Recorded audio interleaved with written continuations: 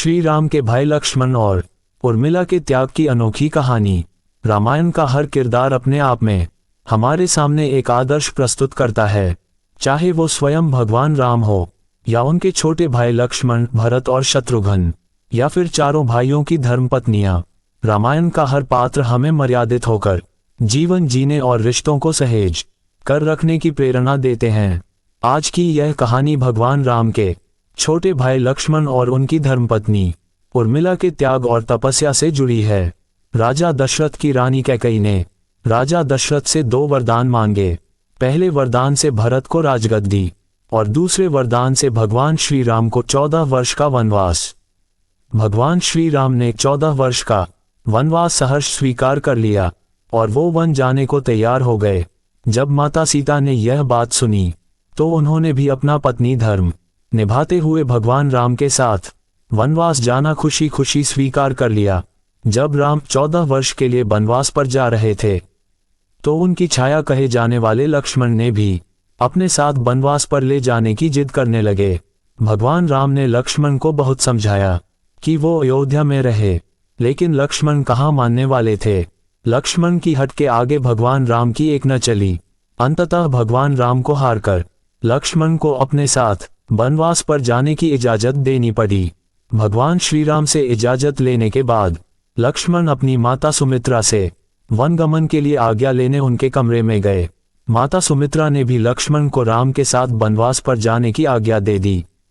अपनी माता सुमित्रा से तो लक्ष्मण ने वनगमन की आज्ञा ले ली, लेकिन अब वो इस धर्म संकट में पड़ गए कि यह बात अपनी पत्नी उर्मिला को कैसे बताएं। लेकिन उर्मिला को बताना भी जरूरी था, सो लक्ष्मण आहिस्ता आहिस्ता अपने कमरे की तरफ गए। मन में घोर दुविधा थी कि वह उर्मिला को कैसे समझाएंगे। लक्ष्मण कमरे में पहुंचे। उर्मिला को उन्होंने सारी बात बताई और साथ में ये भी बताया कि वह भी भैया राम और भाभी सीता के साथ उनकी सेवा के लिए वनवास पर जा रहे हैं। ये सुनकर उर्मिला ने लक्ष्मण से कहा, कृपया आप मुझे भी अपने साथ वन में ले जाएं। आपके बगैर मैं अयोध्या में रहकर क्या करूंगी। आप भैया राम की सेवा करना और मैं भाभी सीता की सेवा करूंगी और आपके मार्ग में कोई बाधा नहीं बनूंगी। लेकिन लक्ष्मण ने उर्मिला को बहुत समझाया। लक्ष्मण ने उर्मिला को समझाते हुए कहा कि वह उनकी अनुपस्थिति में तीनों माताओं और अन्य लोगों का ध्यान रखें, क्योंकि भाभी सीता के वन जाने के बाद घर में वही सबसे बड़ी हैं।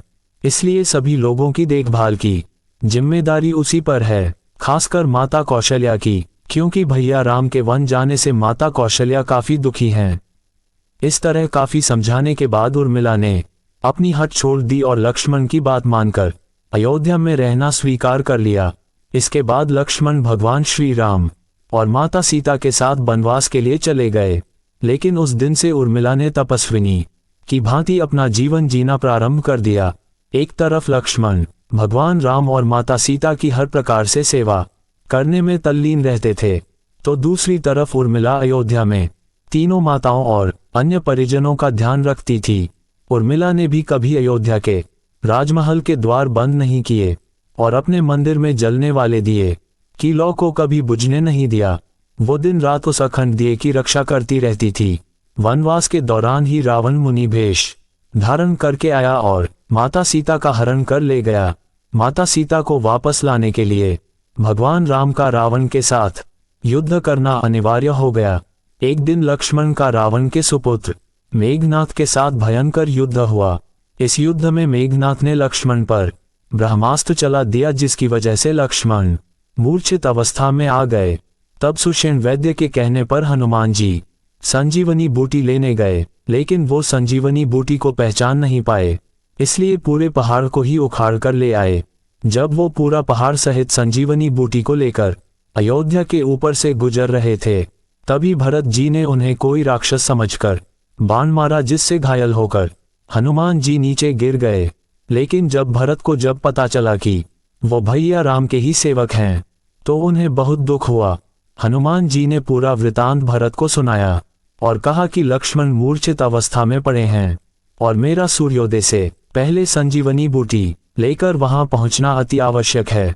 जब माता कौशल्या ने यह बात सुनी तो वो हनुमान जी से बोली, हे हनुमान, तुम राम तक मेरा ये संदेशा पहुंचा देना कि वो लक्ष्मण के बिना अयोध्या न आए, लेकिन माता सुमित्रा ने बड़े ही धैर्य से हनुमान जी से कहा, राम से कहना कोई बात नहीं, मैं शत्रुघ्न को उसके पास भेज दूंगी।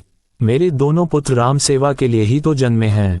माताओं का ये निश्चल प्रेम व त्याग देखकर हनुमान जी की आंखों से अश्रुधारा बह निकली, लेकिन उर्मिला एकदम शांत खड़ी थी, जैसे तो कुछ हुआ ही नहीं। हनुमान जी आश्चर्यचकित होकर उर्मिला से पूछते हैं, आप इतनी शांत क्यों खड़ी हैं, जबकि आपके पति के प्राण संकट में हैं? अगर सूर्योदय से पहले मैं लंका नहीं पहुंचा तो भैया लक्ष्मण की मूर्छा कभी कभी खत्म नहीं होगी। उर्मिला का उत्तर सुनकर तीनों के तीनों माताएं, भरत और हनुमान सभी निरुत्तर हो गए। उर्मिला ने बड़े विश्वास के साथ कहा, मेरे पति का जीवन संकट में हो ही नहीं सकता है, और जहां तक सूर्योदय की बात है तो आपके वहां पहुंचे बिना सूर्य उदय नहीं हो सकता है। अगर आप चाहें तो कुछ दिन अयोध्या में आराम कर चले जाइए।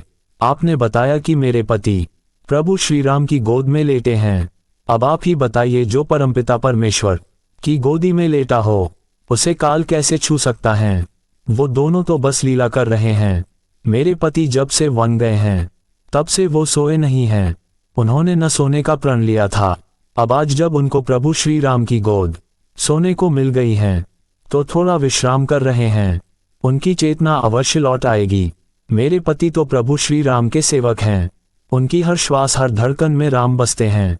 इसलिए हे हनुमान जी, आप निश्चिंत होकर आराम से जाएं।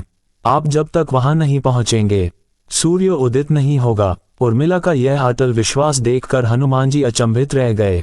14 वर्ष तक लक्ष्मण ने भगवान राम के साथ वनवास के दुख भोगे, तो उर्मिला ने अयोध्या में रहकर अपना पत्नी धर्म निभाते हुए, सारी जिम्मेदारियों को पूरा करते हुए एक तपस्विनी की भांति अपना जीवन जिया। उनका जीवन एक आदर्श है हम सभी के लिए। सच में उर्मिला प्रेम, त्याग, समर्पण, बलिदान का अनुपम उदाहरण है। उनके द्वारा स्थापित इस आदर्श से वो चिरकाल तक हम सबको प्रेरित करती रहेगी। दोस्तों, उम्मीद है कि आपको यह वीडियो पसंद आया होगा। इस पोस्ट को अपने दोस्तों और परिवार के साथ जरूर शेयर करें और वीडियो को लाइक करें, चैनल को सब्सक्राइब करें और भी ऐसे ही वीडियो देखने के लिए